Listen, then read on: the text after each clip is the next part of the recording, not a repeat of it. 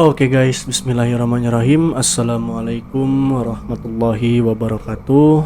Gimana kabarnya sobat trader semuanya? Saya doakan tentunya semoga sehat selalu, lancar selalu, juga dimudahkan selalu dalam segala urusan dan aktivitasnya tentunya. Amin.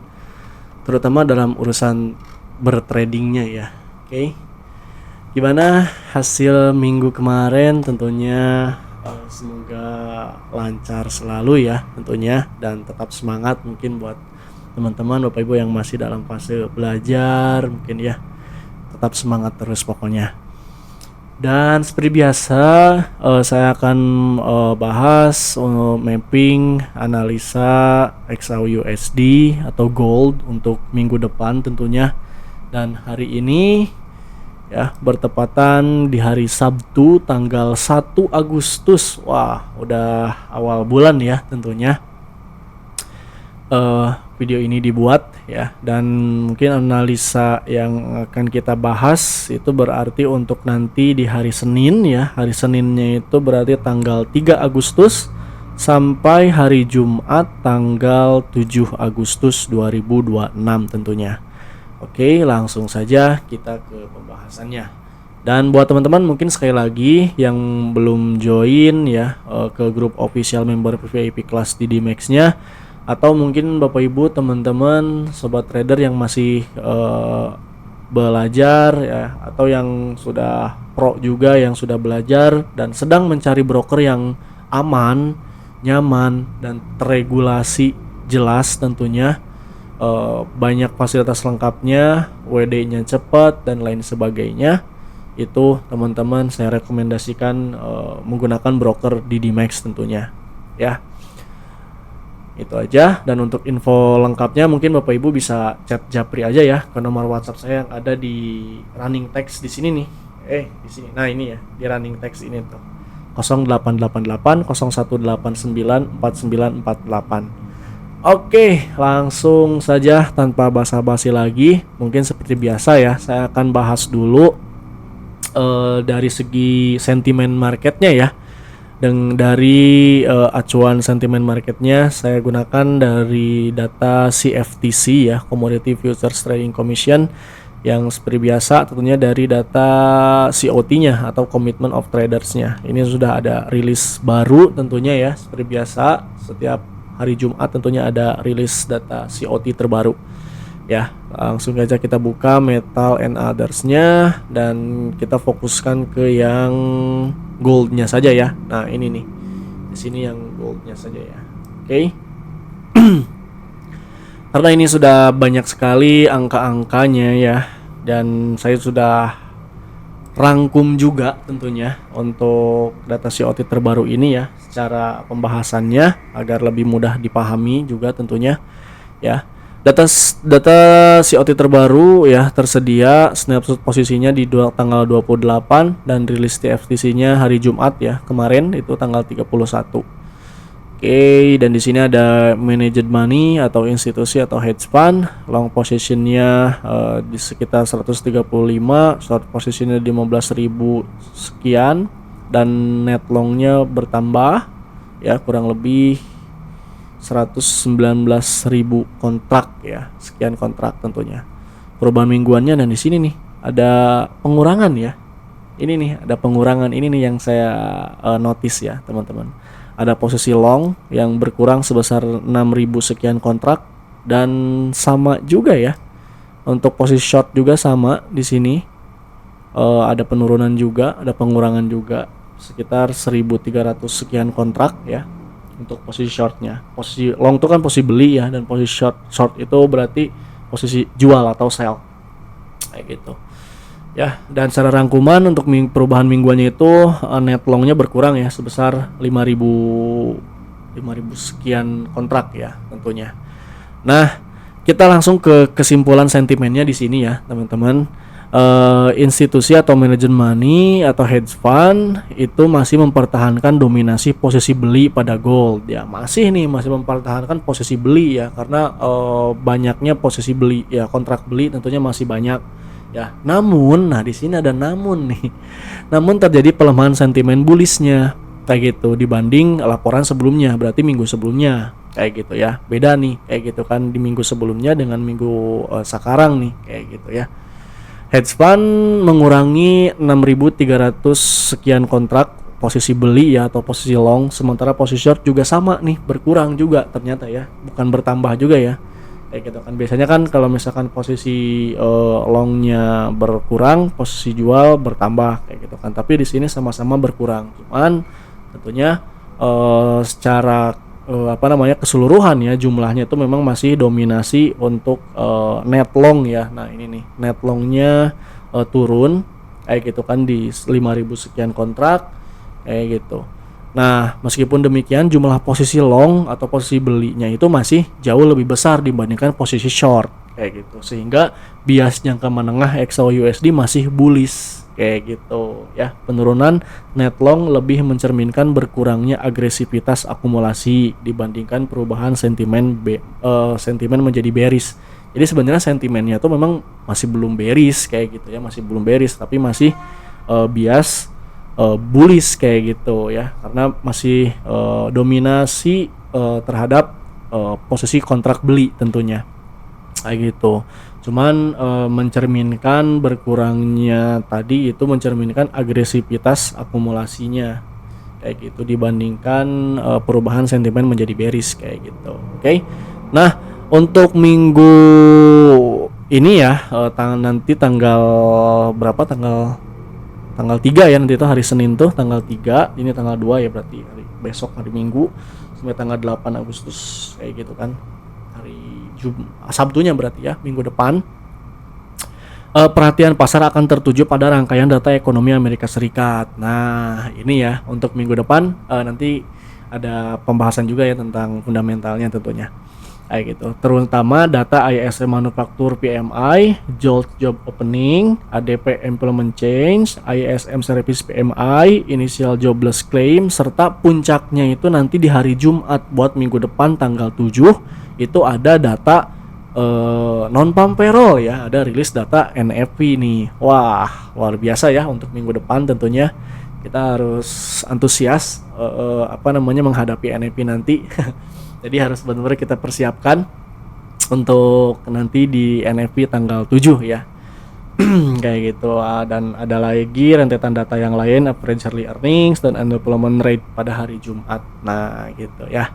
Apabila mayoritas data ekonomi Amerika Serikat dirilis lebih lemah dari perkiraan, pelemahan USD berpotensi memperkuat kembali sentimen bullish kayak gitu ya, yang masih dimiliki institusi, sehingga peluang kenaikan gold tetap terbuka kayak gitu ya. Jadi kalau misalkan memang untuk posisi longnya di sini atau posisi belinya di sini menguat kayak gitu ya, nanti rilis data USD-nya termasuk data NFP-nya tentunya harus negatif kayak gitu ya, negatif untuk USD kayak gitu, dan nanti akan memperkuat lagi sentimen bullish terhadap gold kayak gitu teman-teman ya.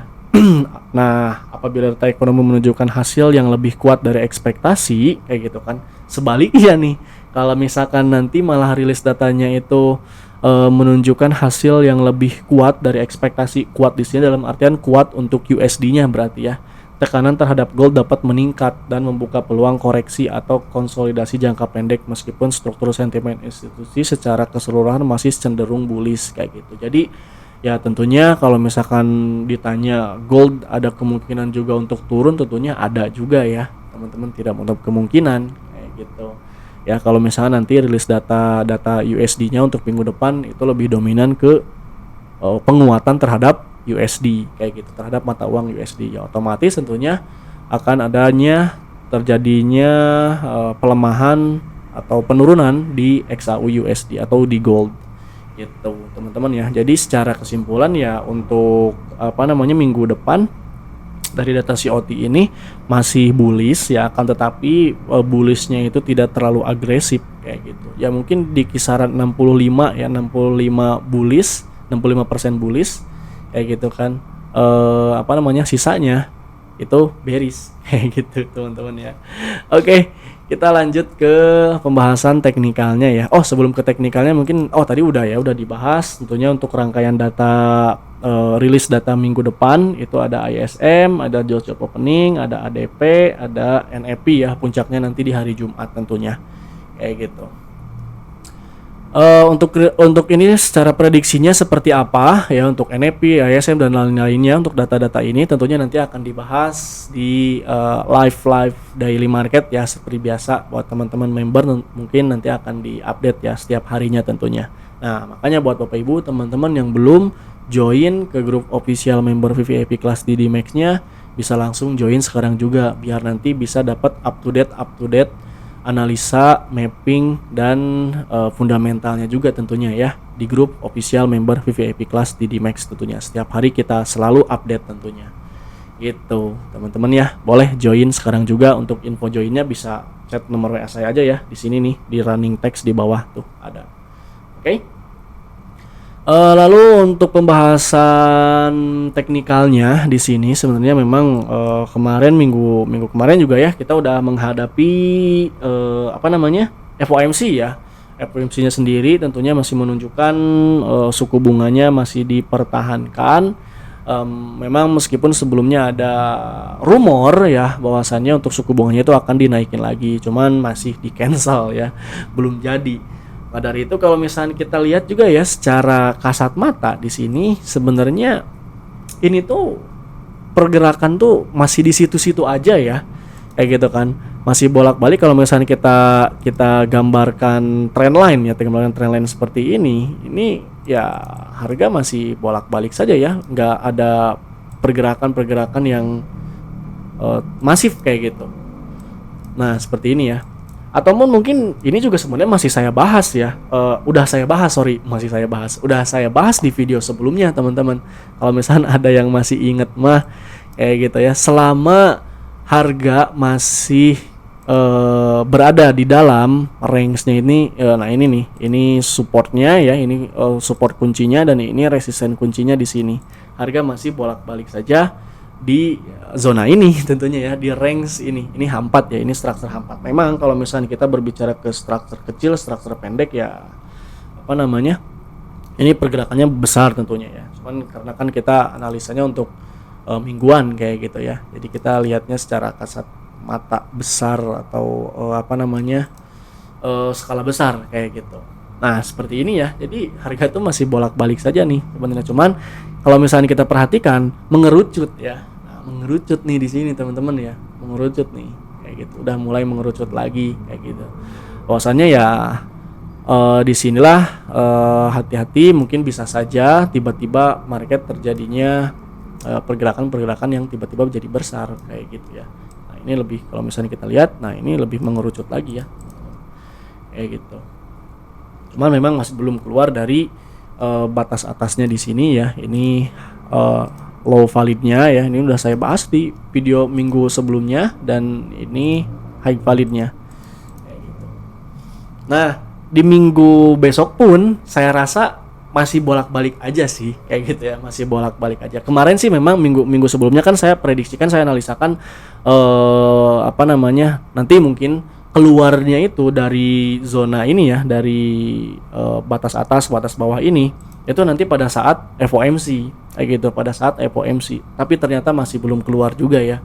Mungkin para pelaku pasar masih masih cenderung ambigu juga mungkinnya dari hasil FOMC-nya, sehingga menyebabkan harganya masih bolak-balik saja kayak gitu. Nah, ini tentunya ya ini masih menjadi level-level pentingnya ya. 3960 ini menjadi low valid dan resistennya atau high validnya di sini 4167 kayak gitu ya untuk skala besarnya. Terus kita lihat di time frame H1 juga sama ya.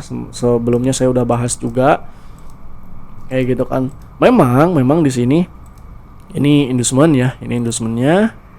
Kita breakdown lagi ya, ini inducement. Ini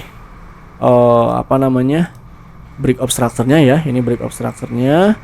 Lalu di sini kan ada chart-nya ya, ada change of karakternya di sini kayak gitu ya. Ada change of karakternya. Memang secara teknikal pun secara teknikal pun ini harusnya memang bullish ya, karena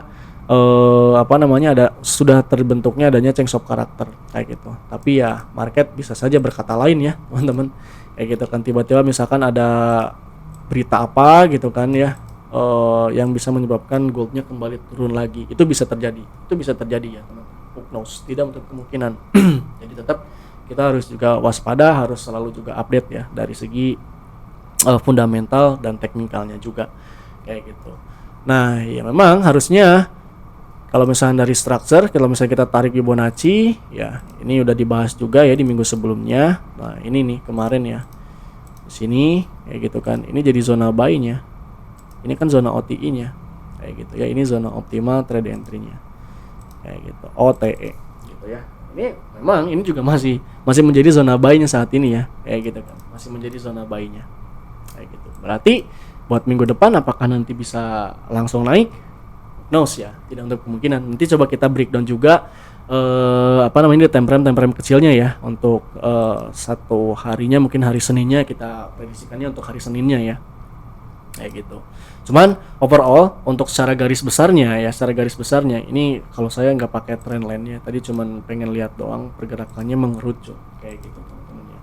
Nah secara garis besarnya arah besarnya ya masih belum cukup terlihat memang, karena selama masih belum keluar ya dari batas bawah ini dan batas atas ini, harga masih bolak-balik saja di range ini tentunya ya untuk sideways-nya kayak gitu teman-teman ya. Oke. Cuman nah kita sekarang ke time frame kecil ya, ke time frame kecil kayak gitu kan. Mungkin kita ambil ini masuk ke zona buy ya di sini. Harga tuh kemarin masuk nggak sih di sini? Oh enggak ya, enggak masuk ke sini. Kayak gitu. Oke. H1 kita ke H1 lagi. Harga kemarin ngambil di sini ya, FVG. Kayak gitu kan. Mantul di FVG-nya dan dia nge-sweep. Ini previous day low ya. Previous day low kemarin. Oh iya benar. Previous day low kemarin. Previous day high-nya, nah ini nih previous day high-nya belum keambil nih. Apakah bisa keambil lagi? No, ini previous day high-nya di sini. Kayak gitu. Oke, sebentar. Saya juga karena ini masih baru mappingnya juga ya. Kita mapping bersama-sama tentunya. Oh, di sini nih ada BPR ya, ada BPR. Ini nih bisa jadi momen untuk zona buy terdekatnya nih teman-teman ya, BPR. Di harga berapa ini? Di harga 40.35. Oke, 40.35 nih teman-teman, bisa dicatat dulu ya. Bisa dijadikan sebagai titik acuan untuk setup buy-nya untuk minggu depan ya. Setup buy terdekatnya. Iya benar. Bisa. Atau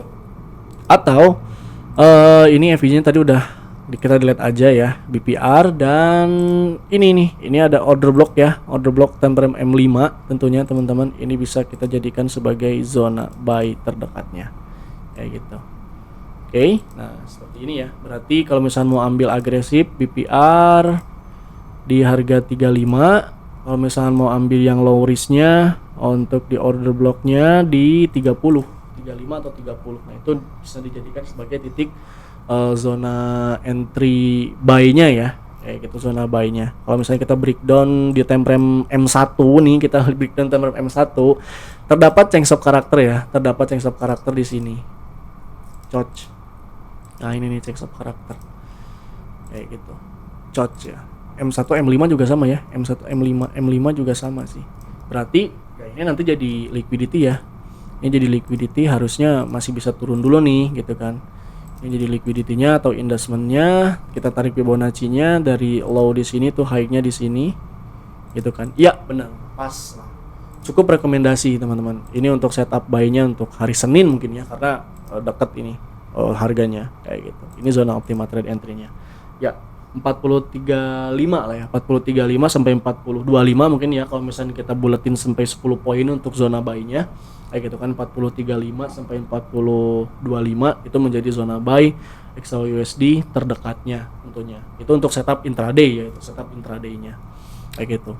Adapun kalau misalnya kita mau ambil langkah setup sell-nya kayak gitu kan, kita mau ambil langkah setup sell-nya nih gitu kan, bagusnya di berapa, bisa nggak kita ngambil setup sell-nya? Bisa juga ya, tidak ada yang tidak bisa tentunya teman-teman, karena selama belum rilis NFP sih harusnya memang masih bolak-balik juga kayak gitu ya harusnya, kecuali kalau misalnya tiba-tiba memang ada berita lain ya, ada berita lain kayak gitu kan, ada berita lain di luar dari kalender ekonomi kayak gitu, misalkan tentang geopolitiknya. Oh ini BPR ya, sempat mantul di BPR di sini nih teman-teman, mantap sekali BPR tentunya ya teman-teman ya, gitu ya. Jadi bisa saja harga bergerak besar kayak gitu, impulsif gitu. Itu sih, ini zona buy-nya ya. Jadi secara skenario ini masih ada potensi turun dulu gitu kan, lalu boom naik lagi ya. Nah, setup sell-nya bagusnya kita ambil setup sell di order block aja ya. Ini nih. Nah, ini nih zona-zonanya nih, zona-zona sell-nya nih. Ini zona sell-nya di sini nih. Set. Nah, ini ya. Ini zona sell-nya, order block di time frame M30 H1. Ya, H1 juga sama ya. Benar-benar ini cukup bagus ini. Ini untuk zona sell-nya ya. Tapi lebar ya. Nggak masalah sih. Karena ya memang ini untuk setup intraday-nya ya. Kayak gitu. Nah, ini untuk setup sell-nya di 4073 ya, 4073. Kayak gitu. Atau 4070 lah kita buletin ya, karena di sini juga ada FVG-nya kayak gitu. 4070 ya. Ini ada FVG-nya juga ya. Time frame M30.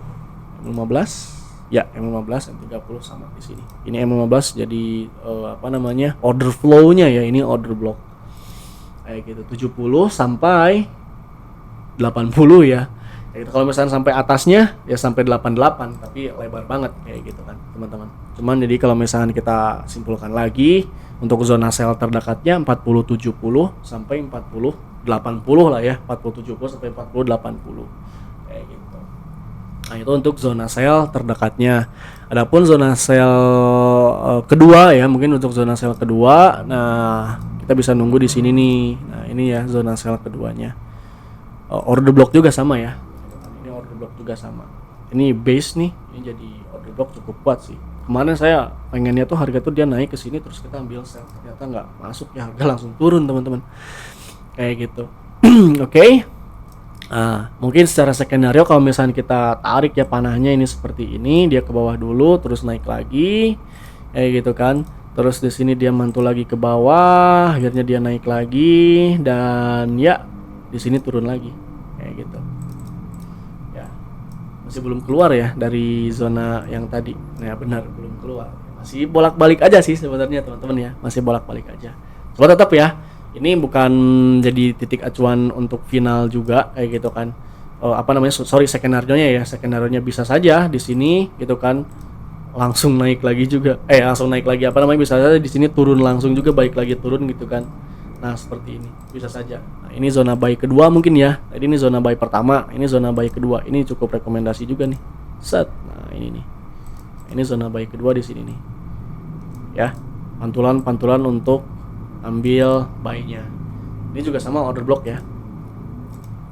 OB juga kayak gitu teman-teman ya. Jadi ini biar nggak pusing lah ya, biar nggak terlalu banyak panah. Jadi karena ini kita hanya ngambil pantulannya aja kayak gitu kan, karena market untuk minggu depan juga masih terbilang bakalan sideways sih sepertinya ya. Itu kan maksud sideways-nya berarti bolak-balik di sini ya. Kayak gitu masih di dalam ini nih. Kayak gitu. Selama NFP-nya belum merilis kayak gitu, teman-teman. Oke. Nah, ini pantulan buy-nya tadi ya. Per terdekatnya 4035, 4025. Nah, ini pantulan buy keduanya di sini. Berapa ini? 4010 ya. 4010 sampai 3995 atau sampai 4000 lah ya. 4010 sampai 4000 itu menjadi zona buy keduanya. Ini untuk zona sell-nya, sama juga untuk zona sell-nya juga hanya ambil pantulan-pantulannya saja kayak gitu kan. Tadi di harga 4070 sampai 4080, 10 poinan ya untuk zonanya, untuk range-nya kayak gitu. Dan ini zona sell keduanya di harga 4100 ya, 4100 sampai 4110. Nah, gitu aja teman-teman ya. Gampang kayak gitu. Nah, seperti ini. Gitu ya. Ini zona sell, ini zona buy, ini zona buy. Gitu. Simple untuk minggu depan ya. Tapi tentunya tetap kita harus selalu update juga ya dari segi market update-nya setiap harinya, dan karena ada rilis news juga tentunya nanti ya.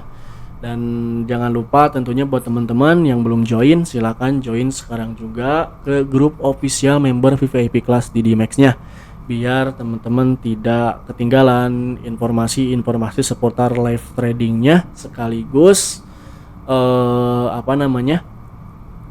signal tradingnya ya, biar dapat juga teman-teman ya. Oke. Itu aja, dan tentunya gratis ya, cukup tinggal siapin aja modal buat tradingnya, terus Bapak Ibu buka akun trading di DMAX tentunya. Oke, udah simple, gratis ya. Buat info lengkapnya bisa langsung japri aja nomor WhatsApp saya ya. Ini nomor WhatsAppnya ya yang ada di running text ini Bapak Ibu. Oke. Kalau sudah, terima kasih. Jangan lupa bantu share ya Bapak Ibu untuk video ini. Jangan lupa juga bantu like dan komen juga ya. Mungkin Bapak Ibu yang mau bertanya silahkan di komen aja ya di kolom komentarnya, atau bisa langsung japri aja lah nomor WA saya ya, kayak gitu kan. Nomor WhatsApp saya japri aja teman-teman, boleh juga kok, aman, biar kita juga nanti bisa saling silaturahmi juga tentunya. Oke, sekian, terima kasih, sampai jumpa nanti hari Senin ya, bye bye.